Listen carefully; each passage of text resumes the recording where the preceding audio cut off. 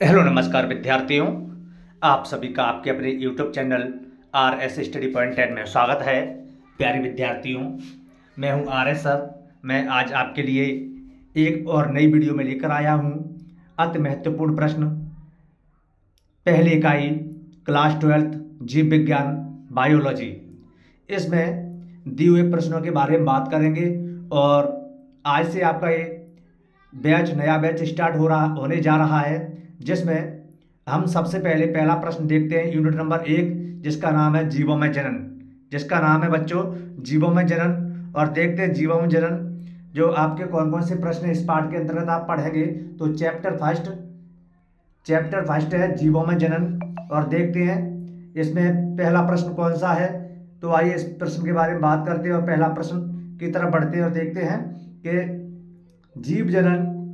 जीवों के लिए जनन क्यों आवश्यक है। जीवों के लिए जनन क्यों आवश्यक है, वेरी मोस्ट इम्पोर्टेंट प्रश्न है परीक्षा की तैयारी के लिए। तो देखते हैं प्यारे बच्चों, मैं इस वीडियो के माध्यम से आपको सभी प्रकार के प्रश्न बताऊंगा और आज से ही हमारा चैनल ज्वाइन कर लें और पढ़ाई को निरंतर रूप से चलाते रहें। तो देखते हैं, जनन जीवों का एक अति महत्वपूर्ण लक्षण होता है। जनन है, रिप्रोडक्शन है, वो जीवों का एक अति महत्वपूर्ण लक्षण है। यह एक अति आवश्यक जैविक प्रक्रिया है। और ये क्या है? अति आवश्यक बायोटिक प्रोसेस है, जैविक प्रक्रिया है, जिसके द्वारा ना सिर्फ जीवों की उत्तरजीविता में मदद मिलती है, बल्कि इससे जीव जाति की निरंतरता भी बनी रहती है। इसके द्वारा जीव जाति की निरंतरता होती है बच्चों, वो भी बनी रहती है। जनन जीवों के अमरत्व में भी सहायक होता है। प्राकृतिक मृत्यु, वयता व जीर्णता के कारण होने वाले सभी जीव ह्रास की आपूर्ति जनन द्वारा ही होती है। जनन से जीवों की संख्या बढ़ती है, जैसे रिप्रोडक्शन होता है, जनन होता है, उससे जीवों की संख्या में वृद्धि होती है, अर्थात जीवों की संख्या बढ़ती है। जनन एक ऐसा माध्यम है जिसके द्वारा लाभदायक विभिन्नताएं एक पीढ़ी से दूसरी पीढ़ी तक स्थानांतरित होती हैं। जनन के द्वारा जो प्रक्रिया होती है, लाभदायक जो विभिन्नताएं होती है, वेरिएशन होते हैं, वो एक पीढ़ी से दूसरी पीढ़ी में चले जाते हैं। अतः जनन जैव विकास में भी सहायक होता है। इन समस्त कारणों के कारण आधार पर कहा जा सकता है कि जनन जीवों के लिए अनिवार्य है। तो मोस्ट प्रश्न था, इस प्रश्न का स्क्रीनशॉट ले लीजिए और आप अगले प्रश्न की तरफ बढ़ते हैं। इंपोर्टेंट प्रश्न है बच्चों ये भी कि जनन की अच्छी विधि कौन सी है और क्यों। जनन की जो दो विधियां होती हैं, जिसे लैंगिक जनन और अलैंगिक जनन कहते हैं, sexual reproduction and asexual reproduction के नाम से जानते हैं। तो उसमें जो सबसे अच्छी विधि कौन सी है और वो क्यों है, तो इस प्रश्न का उत्तर देखते हैं। और लैंगिक जनन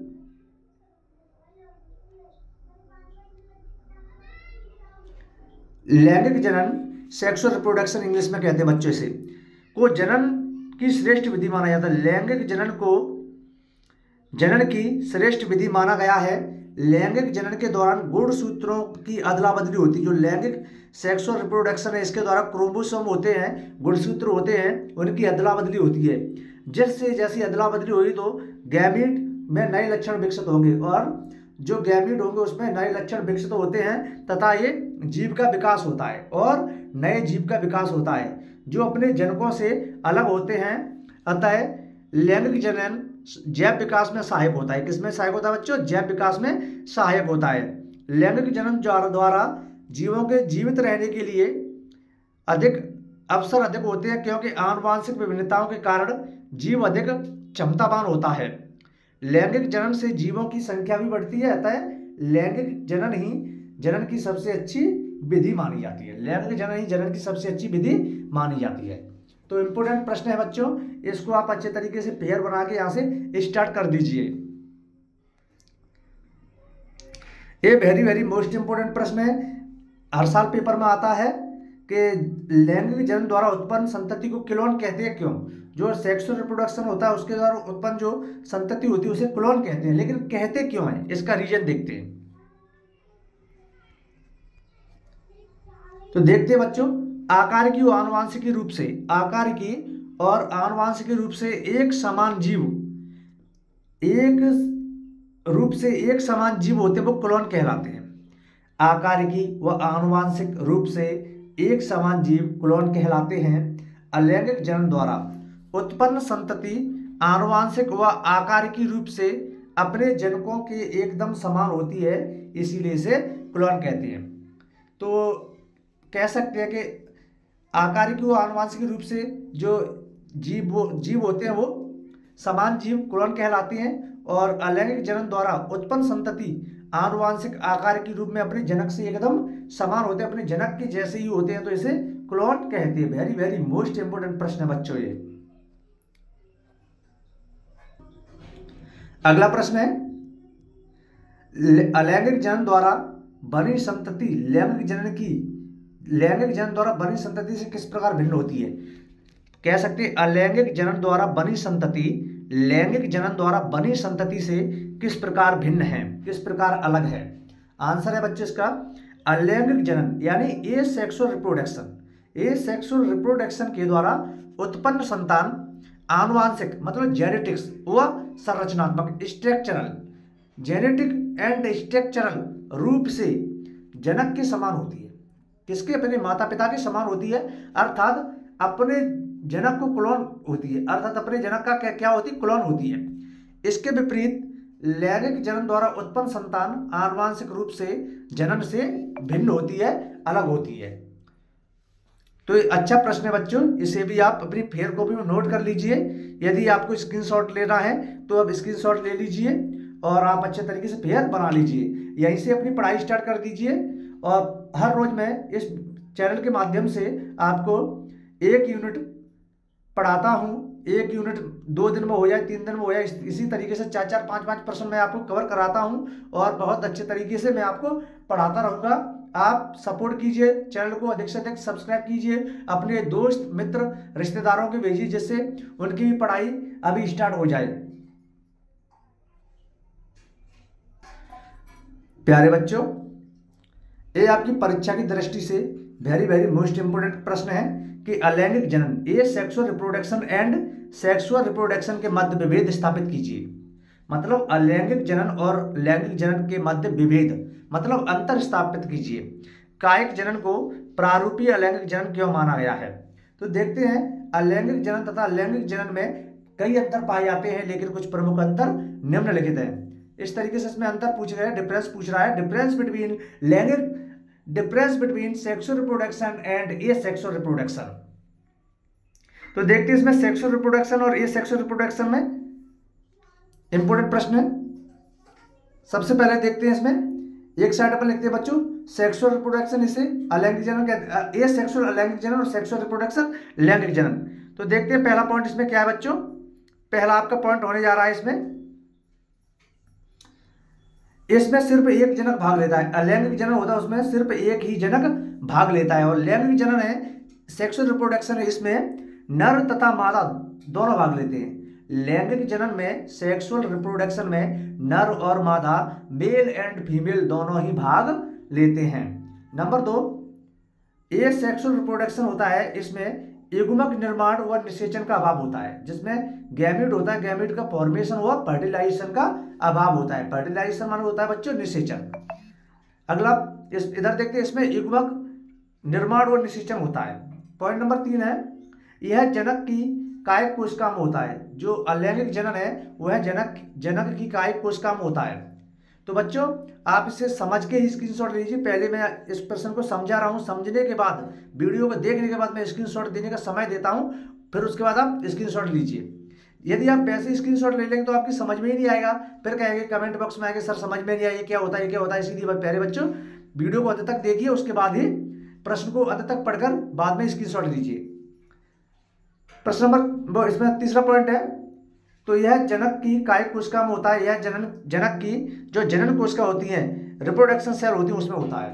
नंबर 4, इसमें समसूत्री वायन पाया जाता है। ये सेक्सुअल रिप्रोडक्शन होता है, उसमें समसूत्री वायन पाया जाता है। जबकि सेक्सुअल रिप्रोडक्शन है, इसमें अर्धसूत्रीय असूत्रीय दोनों प्रकार का डिवीजन होता है। नंबर 5, यह सरल व तीव्र गति से होने वाला जनन है। ये सेक्सुअल रिप्रोडक्शन है वो सरल होता है और तीव्र गति से होने वाला जनन है, जबकि सेक्सुअल रिप्रोडक्शन है यह जटिल गति और धीमी गति, जटिल मतलब कठिन व धीमी गति से होने वाला रिप्रोडक्शन है, जनन है। नंबर 6, इसके द्वारा उत्पन्न संतति आनुवंशिक रूप से जनक के समान होती है। जो ए सेक्सुअल रिप्रोडक्शन होता है उसके द्वारा जो संतति उत्पन्न होती है वो आनुवंशिक रूप से जनक के समान होती है, लेकिन लैंगिक जनन द्वारा उत्पन्न संतति आनुवंशिक रूप से अपने जनक से समान नहीं होती, जनक से भिन्न होती, अलग होती है। तो बच्चों मैं इसमें आपको प्रश्न से वो 7 पॉइंट समझा रहा हूं, आप इसमें से अच्छे जो आपको लगे वो 5 पॉइंट आप नोट कर सकते हैं। 8 वाला पॉइंट है, इस प्रकार का जनन निम्न अकशेरुकी इनवर्टिब्रेट व निम्न कॉर्डेट्स में पाया जाता है। और ये जो रिप्रोडक्शन है वो यह उच्च पौधे व जंतुओं में पाया जाता है। इसके बाद आपकी एक इसमें और लाइन दे रखी थी, अलैंगिक जनन एक ऐसी विधि, अलैंगिक जनन है ये सेक्सुअल रिप्रोडक्शन है वो एक ऐसी विधि जिसमें पौधे के कायिक भाग से नए पौधे का निर्माण होता है। पौधे के जो कायिक भाग होते हैं उनसे नए पौधे का निर्माण होता है। इसमें एक ही जनक भाग लेता है। इस बच्चों कितने जनक भाग लेते हैं? इसमें केवल एक ही जनक भाग लेता था। इसके द्वारा उत्पन्न संतति आनुवंशिक आकार की में अपने जनक के समान होती है। कैसी होती है? जनक के समान होती है। इस प्रकार हम कह सकते हैं कि कायिक जनन वास्तव में प्रारूपिक अलैंगिक जनन है। अगला प्रश्न है बच्चों, कायिक प्रवर्धन। कायिक प्रवर्धन से आप क्या समझते हैं? कोई 2 उपयुक्त उदाहरण दीजिए। कायिक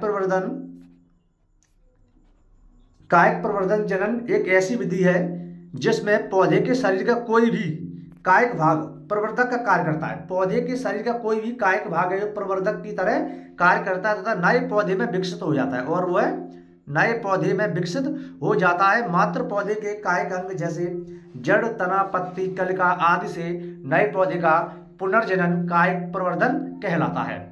कायिक प्रवर्धन के 2 उदाहरण हैं जो निम्नलिखित हैं। नंबर 1 पहला उदाहरण है बच्चे इसका कि अजूबा, ब्रायोफिल्लम इसको कहते हैं, अजूबा है।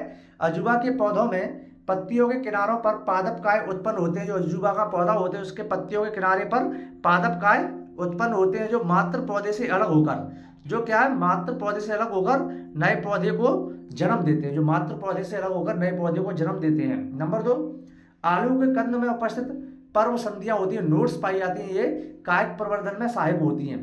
पर्व संधियों में कायिक कलिकाएं स्थित होती हैं तथा प्रत्येक कलिका अपने नए पौधे को जन्म देती है। तो बच्चों ये आपका कायिक प्रवर्धन क्या है, इंपोर्टेंट प्रश्न है। बच्चों आपका अगला प्रश्न है बाह्य निषेचन, एक्सटर्नल फर्टिलाइजेशन की व्याख्या कीजिए तथा इसके दोष, नुकसान, हानियां। एक ही बात है, किसी भी तरीके से पूछा जा सकता है। तो देखते हैं एक्सटर्नल फर्टिलाइजेशन, बाह्य निषेचन। शुक्राणु, नर युग्मक, स्पर्म होते हैं वो मेल गैमीट्स तथा अंड मादा युग्मक के संयुग्मन या संलयन को निषेचन कहते हैं। निषेचन क्या होता है बच्चों? शुक्राणु, स्पर्म और ओवम आपस में मिलते हैं तो एक क्रिया करते हैं, उसे फर्टिलाइजेशन या निषेचन कहते हैं। इसके फलस्वरूप द्विगुणित युग्माणु डिप्लॉयड जाइगोट का निर्माण होता है। उसके फलस्वरूप द्विगुणित डिप्लॉयड जाइगोट का निर्माण होता है। अधिकांश शैवाल मछलियों में और उभयचर प्राणियों में शुक्राणु नर युग्मक तथा अंड मादा युग्मक का संलयन शरीर से बाहर जल में होता है। इसे बाह्य निषेचन कहते हैं। बाह्य निषेचन से होने वाली हानियां, डिसएडवांटेज ऑफ एक्सटर्नल फर्टिलाइजेशन। तो बाह्य निषेचन होता है, एक्सटर्नल फर्टिलाइजेशन होता है, उससे क्या क्या हानियां हो सकती हैं तो देखते हैं। पहली हानि है तो जीवधारियों को अत्यधिक संख्या में युग्मकों का निर्माण करना होता है। इससे जीवधारियों को अधिक संख्या में युग्मकों गैमीट्स का निर्माण करना होता है, जिससे निषेचन के अवसर बढ़ जाते हैं, जिससे फर्टिलाइजेशन के अवसर बढ़ जाएं, अर्थात इनमें युग्मक संलयन के अवसर कम होते हैं। नंबर 2 संतति अत्यधिक संख्या में उत्पन्न होती है। संतति है वो अत्यधिक संख्या में उत्पन्न होती है। नंबर 3 संतति शिकारियों द्वारा शिकार होने की स्थिति से गुजरती हैं। इसके फलस्वरूप इनकी उत्तरजीविता जोखिमपूर्ण होती है, अर्थात संतानें कम संख्या में जीवित रह पाती हैं। संतानें क्या होती? कम संख्या में जीवित रह पाती हैं।